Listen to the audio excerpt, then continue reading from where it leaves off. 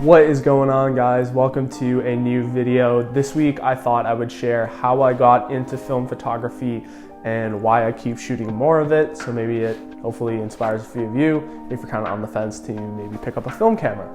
And so if you're new to the channel, welcome. We do photography and videography stuff here, so if that's of interest, maybe like and subscribe.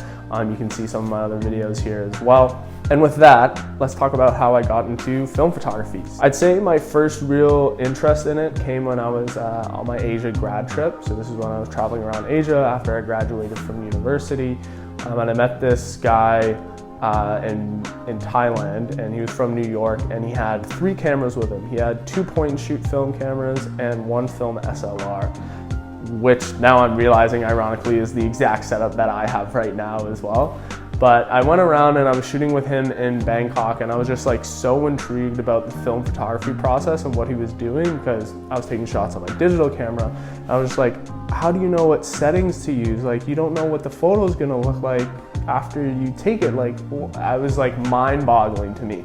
And I think that's what like kind of really planted the seed and was like, well, I really want to try film photography now. So a couple weeks later, I was in Japan on the same grad trip, and I picked up 3 disposable cameras, and I was like, I'm gonna take some photos while I'm in Japan of like people I meet, you know, maybe like kind of going out to bars, like that typical like having fun kind of like disposable camera shoot, I guess, whatever. And so when I came back home, obviously went and I got all those photos developed. A lot of them didn't turn out because it was way too dark, but some of them did, and I really loved the look of them, especially like the ones with the flash and the bar and stuff. And so I was like, all right, I'm gonna get like an actual point and shoot film camera and just like start having fun and experimenting with that.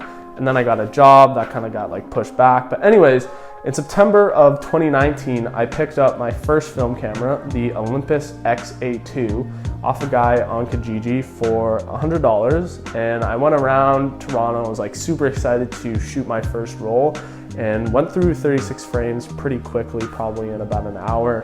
But this one was super easy and simple to start off with. I've talked about this camera so many times. You literally just set the ISO, pick the focusing range, and then shoot. You don't have to know anything about photography or cameras to pick up a point and shoot and be able to go shoot.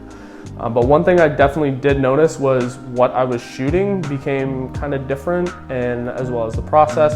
It's kind of like a known cliche-ish thing. I don't really know if cliche is the right word, but everybody's like, oh, film really slows down the process. And it definitely does, because you're a bit more conscious that I only have 36 shots rather than on my digital camera where I can literally rapid fire and take 36 shots in 10 seconds. So that definitely was different, and I was definitely taking some more time to compose images. But once I got those first photos back, I was definitely like, okay, you can kind of see that I was rushed in some of the photos.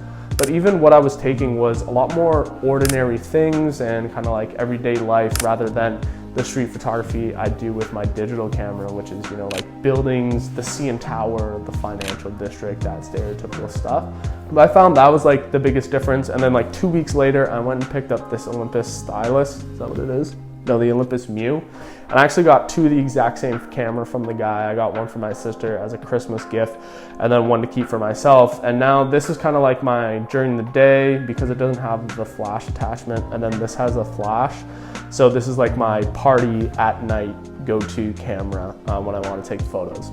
So I was getting really into film photography, and honestly, like COVID kind of pushed that even more. I was at home and I shot so many rolls of film.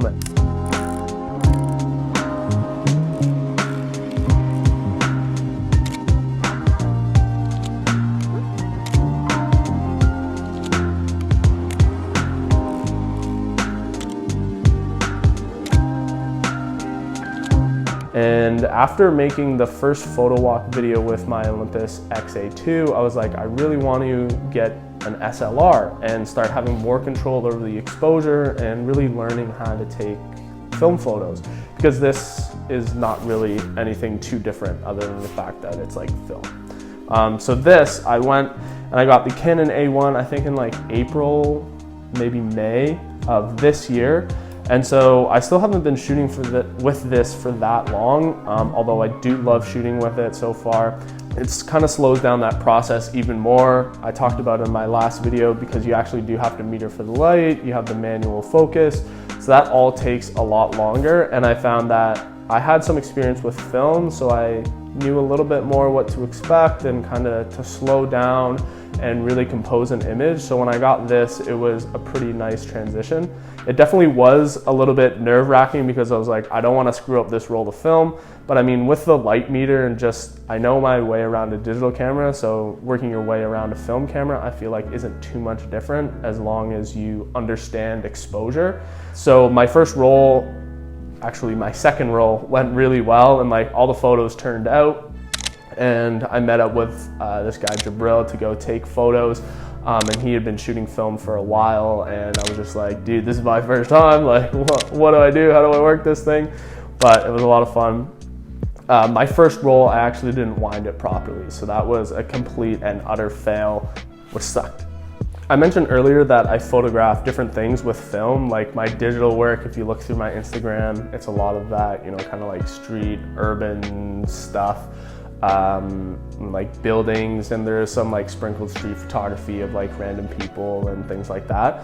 But with film, if you go there, it's a lot of more ordinary things, like everyday things that you would see in life. And I find with film, I don't know why, but that's just the vibe that I've kind of gravitated towards. Like even when I shot my first roll on the XA2, I kind of gravitated towards everyday things. Like I shot this like back alley dumpster behind like a restaurant in Toronto. I would never take a photo of that on my digital camera, but for some reason I thought it would look good on film, and it still is. Like, you know, I still like that photo, even though it's like just kind of like something I wouldn't normally take a photo of. But this was even before I started following guys on YouTube and people on Instagram who do film photography, and before I realized how big the film photography community is. So I feel like there wasn't, you know, really much influence as to like, oh, I have a film camera now, I'm gonna take photos of gas stations and motels and like everyday things. It was just kind of naturally I gravitated towards that, and then that's kind of evolved now that I watch like all these other guys. And that's what I enjoy shooting on film, to be honest. I think maybe it has to do with the fact that you gotta slow down, and so maybe I'm taking more time as I go around and be like, oh, that's simple, but I think it would look really nice and with a nice composition. And so that's what I've kind of gravitated towards in terms of my style for like film photography. And it's something that I like, and it's a good change of pace between, you know, what I shoot on digital, because I still do like shooting digital, but it's just nice to have that change of pace there. So to sum it all up into like 3 main reasons why I like to shoot film and why I'm gonna continue shooting more of it, I would say 1, it's obviously a new challenge, and I feel like when I shoot film, I'm more so focused on like composition and like the intention behind the photo, and I feel like that can translate into like digital photography as well, for sure. So number 2, I would say, is because film photography sort of forces you to slow down. Like I said earlier, I'm finding kind of like that beauty in everyday ordinary things, and I really enjoy that. Like even when I'm walking around without my camera, you know, I can see like the different composition, or be like, that would actually look really nice on film, even though it's just like an ordinary everyday thing. And then number 3, I think this may eventually go away, but it definitely hasn't for me yet. Just the anticipation of getting photos back, getting the scans back from the lab, is still something that like excites me to this day, especially on this. Like I'm trying different types of film, and so it's super exciting to see the results from those. Like Cinestill a couple weeks ago, you know, even the first time I shot portraits on this, and even like a drunk night with friends, just like, what photos did I take on this film camera, you know? And I think that anticipation is still like one of my favorite things about film photography, and like really being in the moment and not like checking your phone or your digital cameras to be like, oh, how did that shot turn out? How did that shot turn out? You just kind of like take the photo, we'll see how it turns out, and go from there. So that's the video. I talked for a really long time, so I hope you guys enjoyed it. And if you are on the fence about getting a film camera, or have maybe been thinking about it, I hope this kind of pushed you over the edge a little bit. A point and shoot is a great place to start. If you know your way around a camera, I mean, go straight on for the SLR. I don't think you'd have like any problem really with taking film photos, and it's a super fun experience, and it's a new challenge if you really love photography. And I mean, like, find something on eBay or your great-great-granddad's or something, and I hope it goes well if you do pick up a film camera. But anyways, that's it for now. So thank you guys so much for watching. If you made it this far, drop a comment down below if you shoot film or not, what camera you use, or what is your like dream camera, and I would definitely take a look, like, and respond. Anyways, thanks so much for watching. I'll catch you guys in the next one. Deuces.